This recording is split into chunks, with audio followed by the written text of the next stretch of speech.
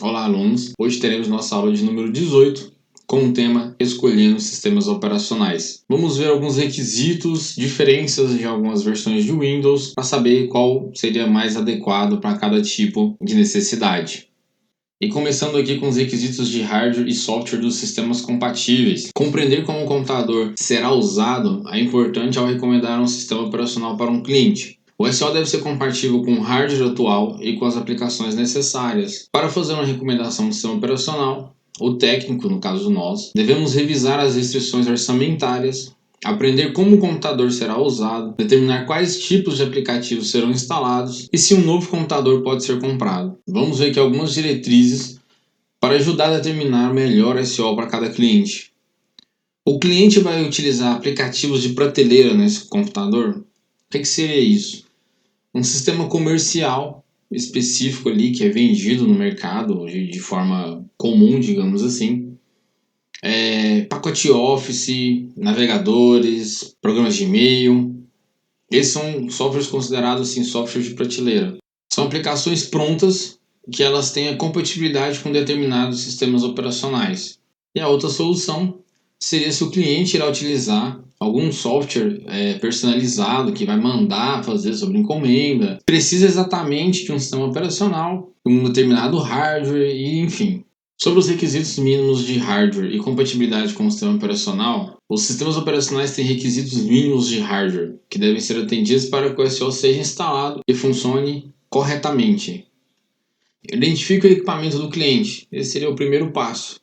Se for necessário realizar algumas atualizações de hardware para que as exigências mínimas do SO sejam atendidas, conduza uma análise de custo para determinar o melhor plano de ação. Em alguns casos, pode ser menos dispendioso para o cliente comprar um computador novo do que atualizar o sistema atual. Em outros casos, pode ser mais econômico atualizar um ou mais dos seguintes componentes: memória RAM, unidade de disco rígido, CPU, adaptador de vídeo, que seria a placa de vídeo, né? E a placa-mãe. Se os requisitos de uma aplicação excederem os requisitos de hardware do SO, você deverá atender às exigências adicionais para que a aplicação funcione corretamente. O que seria isso, né? Você vai preparar um computador para um cliente usar um software de edição de imagem, que normalmente precisa de um hardware um pouco mais potente. Você precisa fazer essa verificação. Olhar no site do fabricante, no próprio aplicativo, no software que o cliente já, em tese, já adquiriu, analisar os requisitos mínimos desse software com o hardware atual juntamente com o sistema operacional. Se o hardware for menor, né, menos potente do que o necessário, é necessário fazer os upgrades ou trocar o computador. Aqui embaixo traz um texto que a Microsoft lista os requisitos mínimos do seu sistema para versões do Windows em seu site, que seria essa figura aqui. Basicamente, algumas coisas não mudam aqui do Windows 10 8.1 para o 7. Por exemplo, processador seria 1 GHz ou maior, mais potente, né? Memória RAM, 1 GB para 32 ou 2 GB para 64, também não muda entre eles aqui. O espaço de um disco, 16 para 32 bits ou 20 GB para 64 bits. Também não muda muito aqui. Lembrando que isso é requisito mínimo do sistema operacional. Não adianta você achar que está com HD de 20 GB, vou formatar lá para usar o Windows. Só vai instalar o Windows, não sei. E é o que a instalação precisa. Placa gráfica, compatível com DirectX 9 ou posterior, né, o driver WDDM 1.0 aqui. Também não muda dentre eles. E a tela, no mínimo 800 por 600 Windows 10, 8.1 1024 768. No Windows 7 aqui não especificado. Conexão com a internet, necessário em todos aqui para fazer algumas atualizações e utilizar alguns recursos. Sobre a arquitetura de 32 e 64 bits. A arquitetura do processador da CPU afeta o desempenho do computador. Os termos 32 e 64 bits se referem ao volume de dados que a CPU de um computador pode gerenciar. Já vimos isso em outras aulas. Um registrador de 32 bits pode armazenar 2 elevado a 32 valores binários diferentes. Portanto, um processador de 32 bits pode lidar diretamente com esse nome muito gigantesco de bytes. Um registrador de 64 bits pode armazenar 2 elevado a 64, não é o dobro de 2 elevado a 32, valores binários diferentes. Portanto, 64 bits pode endereçar diretamente 0 bytes. A figura mostra as principais diferenças entre a arquitetura de 32 e 64 bits. Além dessa diferença aqui de gigantesca, né, de dados que eles podem tratar, tem uns detalhes que são mais pertinentes, digamos assim. Essa questão de processar várias instruções usando um espaço de endereçamento de 32 bits, né? Isso é uma descrição aqui dos 32 bits. Comporta um máximo de 4 GB de memória RAM, isso daqui é uma informação bem relevante. Suporta apenas sistema operacional de 32 bits, obviamente. Suporta somente aplicativos de 32 bits. Vamos lá, a gente falou de sistema operacional, agora está falando de arquitetura de processador. O meu processador ele pode ser de 32 ou 64 bits. E o meu sistema operacional ele pode ser de 32 ou 64 bits. Se eu tenho um processador de 32, ele só roda sistema operacional de 32. Se eu tenho um sistema operacional de 64 bits, como aqui tem um dos itens da lista, ele é compatível com sistemas operacionais de 32 e 64 bits. Ou seja, um CPU de 32 bits não roda sistema operacional de 64. Um processador de 64 bits roda tanto sistema operacional de 32 quanto de 64. 64 é o nativo, digamos assim, né? 64 e 64 com 32. Compatível com aplicativos 32 e 64 bits, também, juntamente com o sistema operacional. É retrocompatível com processadores de 32 bits e adiciona registros adicionais especificamente para instruções que usam espaço de endereçamento de 64 bits. Diferença maior disso aqui. O máximo aqui de memória de RAM que o 32 bits suporta. Os 64 bits tem um limite, mas é gigantesco. E essa questão do sistema operacional aqui. Só recapitulando, um processador de 64 bits roda sistema operacional e aplicativos de 64 bits e 32.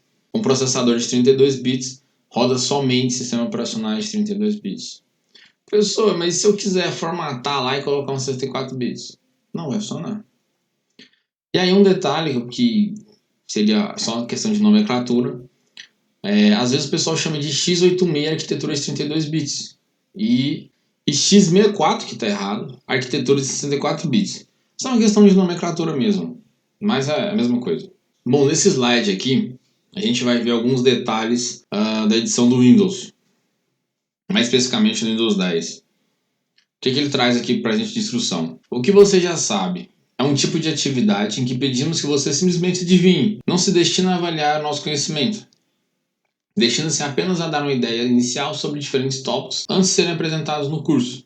Você receberá informações adicionais para respostas que escolher, portanto, essas atividades também o ajudarão a aprender.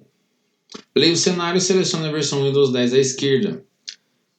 Infelizmente, com essa nossa última aula, não vamos chegar a estudar um pouco mais a fundo as versões do Windows 10, mas com essa atividadezinha a gente já vai conseguir ter um overview muito bom.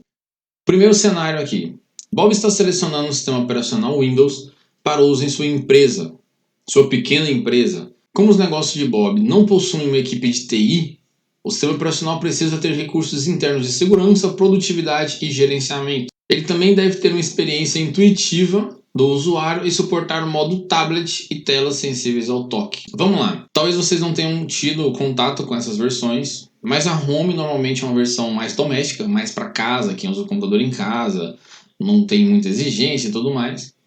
A Education voltado mais para escolas, o Enterprise para empresas e o Pro para usuários mais avançados. Ele disse que seria uma pequena empresa. Caberia no Enterprise? Creio que sim. Mas como ele fala aqui de recursos internos, segurança, produtividade e gerenciamento, eu iria aqui no Windows 10 Pro, que é justamente aqui a opção correta. O Windows 10 Pro é uma edição de desktops para PCs, tablets e 2 em 1 para pequenas empresas que precisam de recursos internos de segurança, produtividade e gerenciamento. Ele se baseia nos recursos familiares e inovadores do Windows 10 Home, mas também possui muitos recursos extras para atender às diversas necessidades das pequenas empresas. Seguindo aqui, segundo cenário, Robert é diretor da escola e precisa de um sistema operacional para sua escola, projetado explicitamente para fins acadêmicos e distribuído através do licenciamento por volume acadêmico. Esse aí já deu uma dica, né? Education. O Windows 10 Education se baseia no Windows 10 Enterprise e foi projetado para atender às necessidades das escolas, funcionários, administradores, professores e alunos. Esta edição está disponível no licenciamento por volume acadêmico e possui caminhos para as escolas e alunos que usam dispositivos 10 Home e o Windows 10 Pro para atualizar para o Windows 10 Education. Normalmente, como eu disse, é voltado para instituições de ensino. Vamos seguindo aqui. Terceiro cenário. Jane está selecionando o sistema operacional Windows para o seu computador pessoal. Ela usará o computador para concluir as tarefas escolares, acessar o e-mail, a internet e jogar na comunidade Xbox. Como a irmã mais nova também usará o computador, ele precisa ter segurança familiar e controle dos pais. O preço do sistema operacional também deve caber em seu orçamento. E aí? Sistema operacional para o computador pessoal. Windows 10 Home, né? Como eu disse, mais para casa e tudo mais. E acertamos. Windows 10 Home é edição para desktop focada no consumidor. Ele fornece uma experiência familiar e pessoal para PCs, tablets e 2 em 1. É para indivíduos e famílias. Inclui recursos do consumidor como Xbox One, Cortana e Windows Hello. E último cenário, Sue é diretora de TI de uma grande organização e seleciona o sistema operacional Windows 10 para o novo escritório regional. O sistema operacional deve ter recursos e aplicativos personalizáveis. Também deve permitir que a equipe de TI implante, gerencie e atualize dispositivos remotamente em qualquer lugar onde os funcionários trabalhem. A proteção avançada contra ameaças, ATP, do Windows Defender com gerenciamento centralizado de detecção e prevenção também é um requisito. Bom, pessoal, grande organização seria o Windows 10 Enterprise. E acertamos. O Windows 10 Enterprise é para organizações de grande a médio porte com necessidades avançadas de segurança e gerenciamento. Ele se baseia no Windows 10 Pro, adicionando recursos avançados projetados para atender as demandas de organizações de médio e grande porte. Ele também fornece recursos avançados para ajudar a proteger contra o crescente número de ameaças modernas à segurança, direcionadas a dispositivos, identidades, aplicativos e informações confidenciais da empresa. Bom, conseguimos ter aqui um overview das versões do Windows 10. Tem uma outra versão LTS também, mas a gente não vai ver por agora. Queria mostrar para vocês que não é que significa que a Pro ou a Enterprise seja a melhor versão, mas isso é de acordo com o usuário. Se você pegar o Windows 10 Home e colocar para uma empresa, vai ter algumas limitações ali. E às vezes se você colocar um Enterprise para você usar no seu computador de casa, pode ser que vai ter muita funcionalidade que você não vai nem utilizar. Então sempre é bom escolher a versão aqui, não é pensando, eu quero a mais completa. Às vezes você não vai utilizar, é desnecessário. Mas também não significa que por você colocar uma versão completa que você não vai utilizar, que ela vai ficar mais pesada no seu computador. Isso é quase não perceptível. Atividadezinha, verdadeiro ou falso. Pausa o vídeo 10 segundinhos, já já a gente retorna. Vamos lá? As restrições orçamentárias são um fator importante a ser considerado por um técnico ao recomendar um sistema operacional. Bom, verdadeiro, né? A gente tem que ver aí quanto e como a pessoa, né, pretende gastar, fazer o investimento. Verdadeiro, acertamos. Os recursos do orçamento são finitos, ou seja, eles têm fim. E são compartilhados com outras unidades de negócio, às vezes filiais, outras empresas, enfim.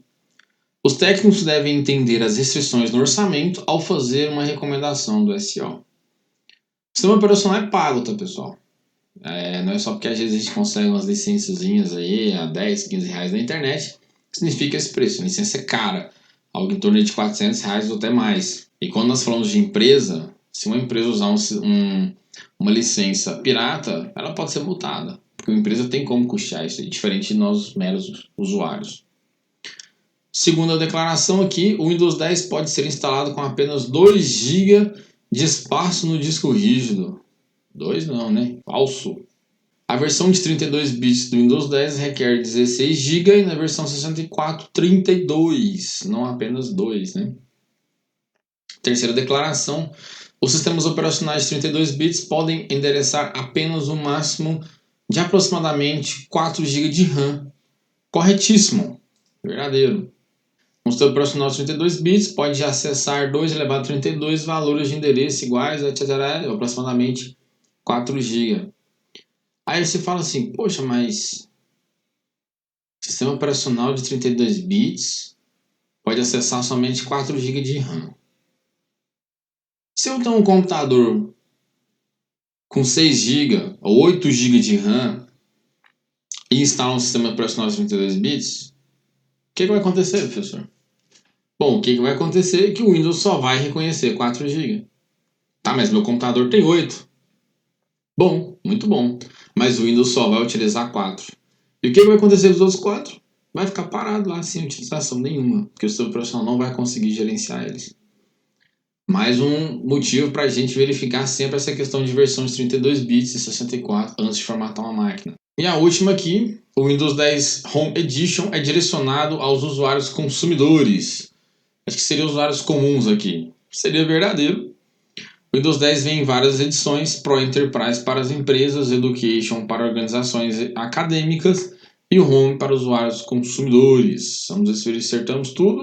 Bom, ele aqui ele não tem uma verificação. Quando a gente clica aqui, ele já mostra se está certo ou errado. Quando a gente reseta aqui, clica no falso aqui, ele desmarca e mostra o verdadeiro. Então, acertamos tudo. Bom, pessoal, ficamos por aqui. Encerramos nosso componente.